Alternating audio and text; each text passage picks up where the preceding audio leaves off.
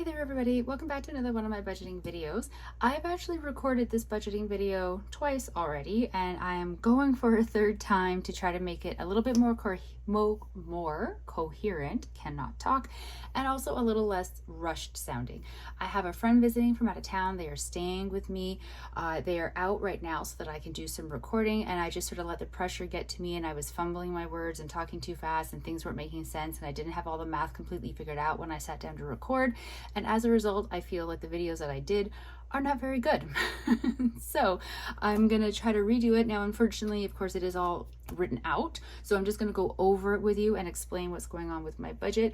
I had an update for my line of credit debt payoff, but I'm pretty sure that I've made a drastically large problem or mistake with it. So I actually am going to have to sit down and go through statements and figure out if I've been using incorrect numbers for one of the columns of information for this entire year, which would be unfortunate if I have, but at least I caught it now and not, even farther into the year. But for now, let's just focus on the budget. So normally I would do the budget on Friday on payday, which was the 2nd of May. Today is Sunday, and it wouldn't be such a big deal about the gap in time, except I've had a lot of expenses happen since payday that should have been taken care of in ways other than using my credit card, but I used the credit card because I hadn't done the budget yet. So there's a lot of crossover actually with this and my digital cash envelope update video for this particular pay period, just because the credit card. So let's start. The paycheck. So my starting balance was $2,013.86. I get 3 paychecks this month, so I pulled out a third of rent instead of a half, so $433.34, bringing me to $1,580.52. Stryker has $30 sitting in my account. He's my cat, so I pulled out his money, and then I also pulled out the SUV payment that will go out on Tuesday of $266.72. That brings me to a balance of $1,283.80. Now my line of credit payment, let me actually pull up the real number. The line of credit payment, the minimum monthly payment for this month is actually $339.28. Now what I did last month was I took the minimum monthly payment, added 100, divided by 2, and made that payment per paycheck. So it meant that over the span of the month, I would pay the minimum monthly payment plus an additional $100, but it made it a little bit easier on the budget for how the quantity got divided over the 2 paychecks. So I did the same thing this time. I took the $339.28, added 100, divided by 2, got $219.64. So I'm doing that for paycheck 1 and paycheck 2 of this month. And then paycheck 3, I'm going to do my best to pay as much as I possibly can on that paycheck to my line of credit. So I'm only doing this math for the first 2 paychecks, and then we'll see what happens with paycheck number 3 for May and how much of it I can put over to the line of credit. I had a rollover of $432.97, and that's money I don't want to use in my regular budget, so I take it out so I don't accidentally spend it. Then my sinking funds were $176. My digital cash is $290, much higher than normal. Once those were taken out, I have $165.19 left. Now that was amazing. I stopped there and was all mind blown before I remembered my cell phone and my Neo bill. So my cell phone, I put $60 onto it every paycheck, and then my Neo bill is for right now is $40.80. So once I deducted those final bills, my balance came out to $64.39, which is still a lot for me and very exciting. My breakdown for my sinking funds is my car insurance gets $67, tenant insurance gets $14, my tech category gets $15, travel gets $20, dragon boating gets $20, presents gets $20, emergency fund gets $20, for a total of $176, which is right there.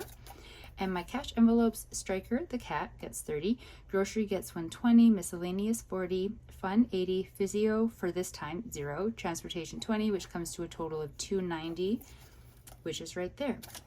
Now, where the math comes in is that I did, like I said, some purchases on my Visa card that were going, I already knew they were going to be paid off, mostly from like cash envelope money, some from sinking funds. So I had to calculate all of that before I actually moved any of the money around. So my digital cash envelopes, the money for them actually goes over onto a prepaid credit card, and then I just tap that card when I want to pay from any of my cash envelope categories. And it's easier, instead of say moving over $80 to the fund category, figuring out how much I already owe from the fund category because I put a purchase onto my credit card, deducting that out and just moving over the difference instead of moving over the full 80 just to pull some of it back to pay the credit card. But that means math, which is fine, totally fine.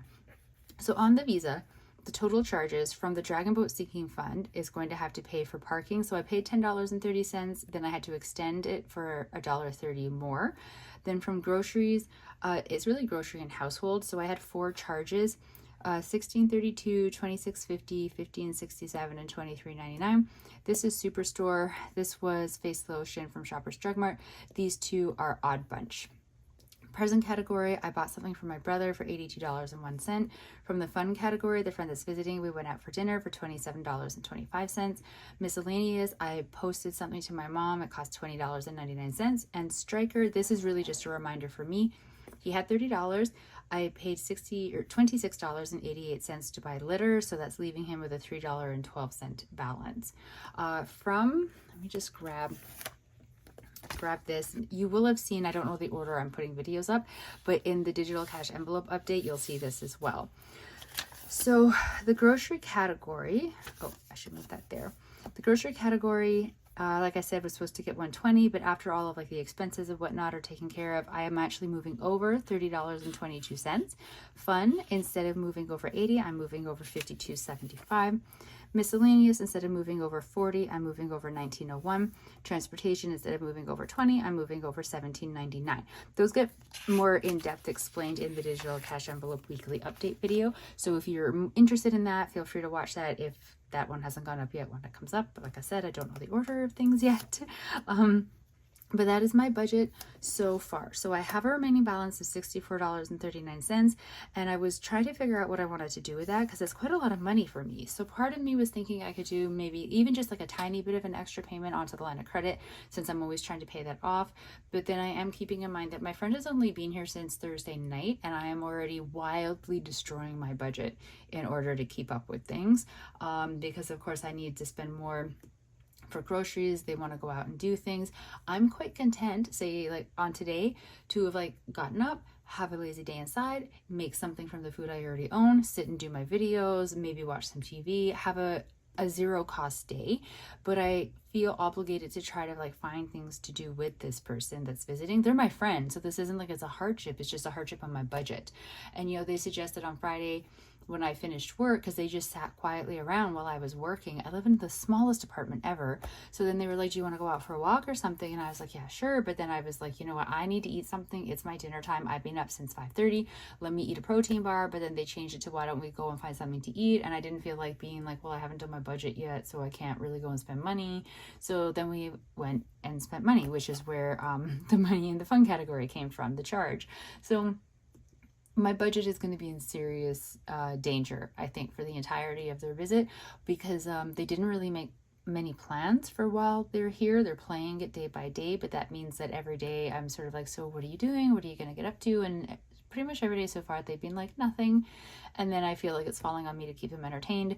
But since I can quietly sit and read or watch television and not actually converse with people for days on end, I am not a great entertainer. So this is what's happening. My budget is gonna hurt, I think, after this visit, and then I'm jumping right into vacation. Oh boy. Okay, I know I'm complaining and I know I sound like a horrible human. I really am very happy to have them here. I very much enjoy this person. They are a very good friend. I'm just not used to having people staying with me for any kind of a length of time. My apartment's not really set up for that. We are sharing my bed. There is zero personal space because my apartment is so small, and it's just kind of, I'm an introvert, so for me it's a lot, but they are my friend. They asked if they could stay. I'm not going to say no. So they are here and I just have to deep breath my way through it and it will be fine. So this is the budget. This is how much is left over. I'm pretty sure I'm going to move at least 30 of it over into my cash envelopes, probably just under the miscellaneous category so that I have more money there so that it can go towards the groceries or the fun or anything because there's going to be charges coming that I cannot anticipate. I only really know how to anticipate charges for me when I'm alone, and even then I don't do that great all the time. So I'm trying my best. I have moved over the money onto the Visa that is all listed here. I'm about to move over the remaining money over into the cash envelopes. The bills have been paid that are listed on here, well, except for the SUV because that auto withdraws on Tuesday.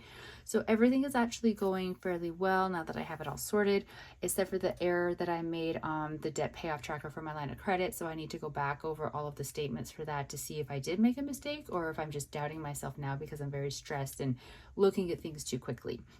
I'm going to go take care of that. Hopefully I get that video refilmed before my friend comes back so I can have that for you as well, because if it's part of it that I know is correct, I'm very, very excited about, and I really want to share it with you, and I want you to see what's happening with it. I just need to make sure all the columns of data are actually correct. So I'm going to go. Thank you so very much for sitting through this really weird budgeting video that had no actual like calculations or math being done in the moment, just me explaining what was already done. I really appreciate it. I hope all of you are having a really great time out there doing whatever you're doing, enjoying the beginning of summer. I hope everything is going really smoothly for you. I will talk to all of you in the next video. Please do your very best to stay safe. Bye.